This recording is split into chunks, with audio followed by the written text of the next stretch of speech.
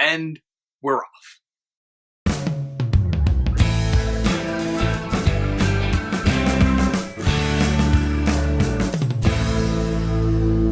Hi, my little flavors. Welcome to another episode of the Motley Stew Show. I'm your host, Luke Goldstein, and this week things are going to be a little bit different. This week I'm going to put the video together as an open letter to our first presidential candidate for the 2016 campaign, Republican Senator from Texas, Ted Cruz. Dear Senator Cruz, during your short time in the Senate, you have gained passionate followers and equally passionate enemies, possibly more of the latter. But no matter who it is, no one questions your innate intelligence. Your educational resume glows like radioactive waste left behind after you shut down the EPA, and that's just the beginning of it. While at Princeton, you ranked #1 in the country in debating. So the idea of you getting into the Republican primary debates is very, very interesting. But with all this great intelligence and talent, I'm having a hard time understanding if you've just become delusional or if it's complete ideological purity that is driving these stances that you've taken, many of them ignoring fundamental basic reality. Now, before we get into those stances in your career in office, I want to give you one piece of campaign advice. Whoever it is that put together your launch, fire them immediately. First thing, you went to Twitter just after midnight on the morning of Monday the 23rd to actually formally announce your presidency. Now, I know that might seem like you're reaching out to the youth vote, but seriously, any real candidate should not have to make their formal announcement somewhere where they end with a hashtag. Plus, by the time anyone woke up to actually read that, they already knew about your speech upcoming later that day at Liberty University, so who was really caring about reading the tweet? And let's talk about that speech. Instead of putting together a crowd of fervent supporters that shows off the power of that grassroots support you say that's right behind you, you went to Liberty University when it was going to already have a student gathering, a convocation that those students were mandatorily made to attend. If they didn't show up, they were actually fined $10 from their school. So all those people in the background, they are not your diehard supporters being there voluntarily. That is a mandatory crowd. And in fact, on the video, many people could see that some of those people had Stand with Rand t-shirts on. Lastly, the location that you chose. Liberty University, a place that was made by Reverend Jerry Falwell. That means from the very beginning you have attached your political career, your presidential run, to a guy that said 9/11 happened because of abortions, gays, and feminists. He also said desegregation should never have happened. And lastly, he said the Clintons were actually responsible for dozens of murders. Not exactly banner support. Then, before we get off the person who handled the launch of your campaign, let's also mention that when you did launch, you failed to secure the basic domain registrations for tedcruz.com, tedcruz2016.com, tedcruzforpresident.com, tedcruzforamerica.com. These things that many people would have thought to go to see your campaign site, which is actually tedcruz.org. Now, you got lucky when the owner of 2 of those domains actually was a fan of yours and is now redirecting traffic from his site to your actual campaign site. But the other 2, one of them is just parked and the other one is openly trolling you by leaving a page spread that said, "Support President Obama, immigration reform now." These are basic things about setting up a campaign for running for president. This is like presidential candidacy 101. So to many, you're coming out of the gate not looking very strong. But it's really early in the campaign, and you're the only one out there right now, so you got plenty of time to turn things around. But because you are the only one out there right now, the media is going to look into your career and your background and your record and tear you apart. And I'm not just talking about what you call the mainstream media. I'm talking about all of it, Fox News included. Now, no one out there is squeaky clean and doesn't have any mistakes in their past, and the idea that we expect a president to be like that is ridiculous on its face. But you, my friend, have some serious hurdles to overcome when it comes to past stances and statements that you've made. You routinely deny that climate change is happening and that human behavior has anything to do with it. You say the people that do believe that are too scared to actually look at the data, but the data from scientists overwhelmingly supports the fact that human behavior has affected climate change. 97% of climate scientists believe this. You are the one who is not looking at the data. And saying that it was cold in the Northeast and that you saw snow there when you went there recently is one of the stupidest descriptions of why climate change is not happening that anyone could possibly say.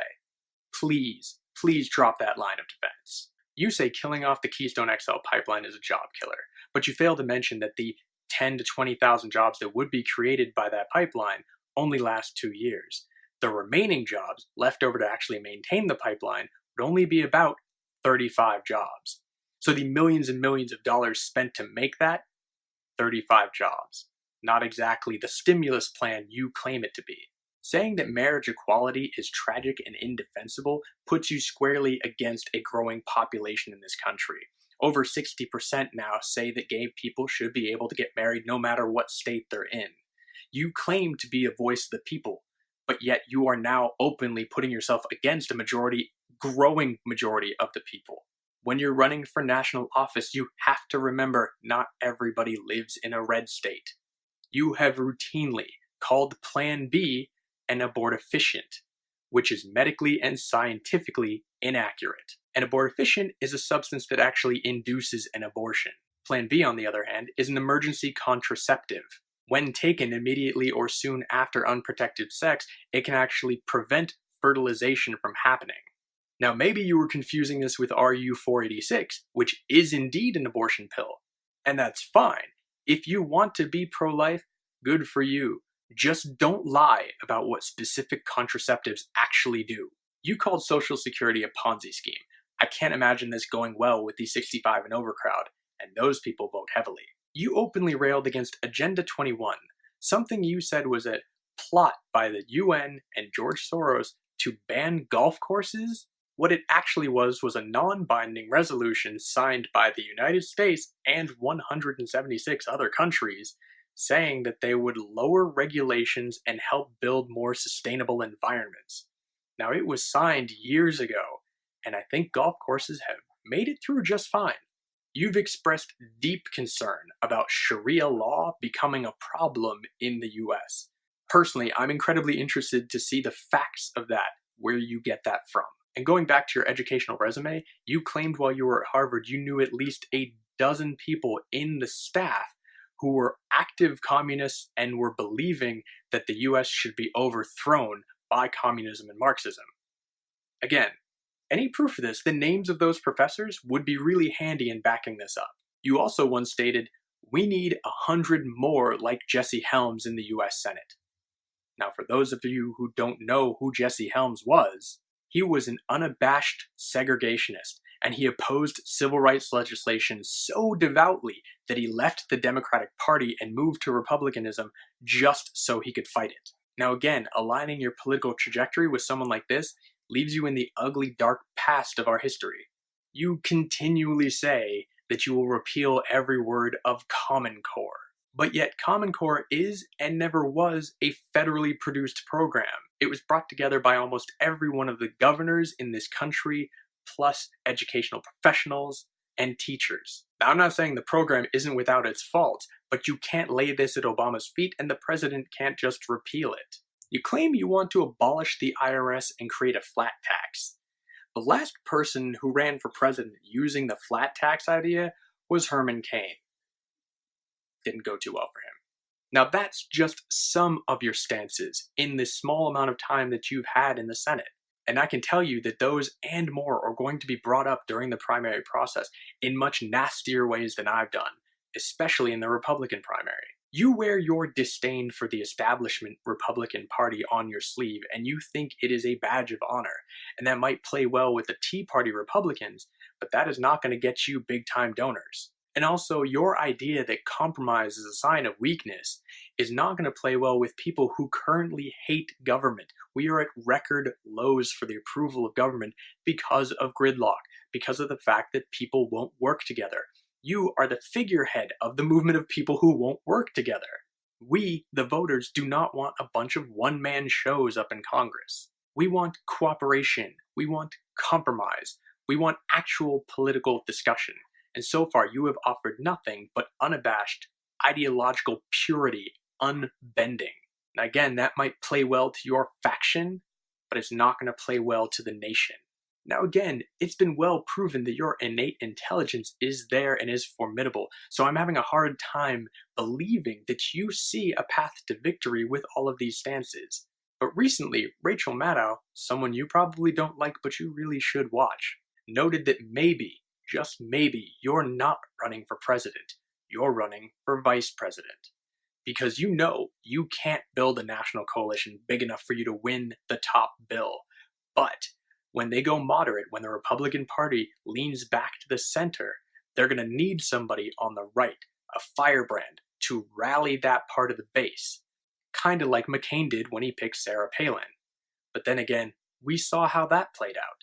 But if you do make it into the vice president's position, you can look just back to the recent vice presidency of Dick Cheney to know how much power you can wield from that chair.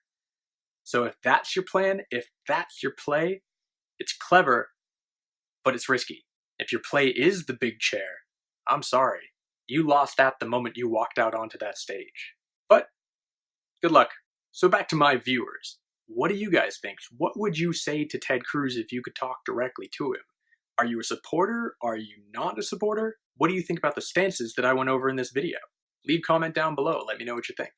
So thanks again for watching another episode of the Motley Stew Show. You can like, favorite, share, subscribe. You can print out a bunch of emojis and just tape them to your monitor. That works too. Stay tuned for next week, and as always, here's a little bit of Logan.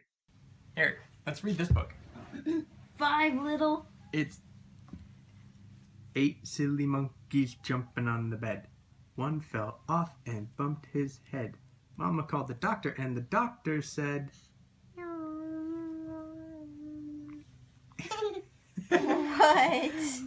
What did the doctor say? No monkeys in the bed.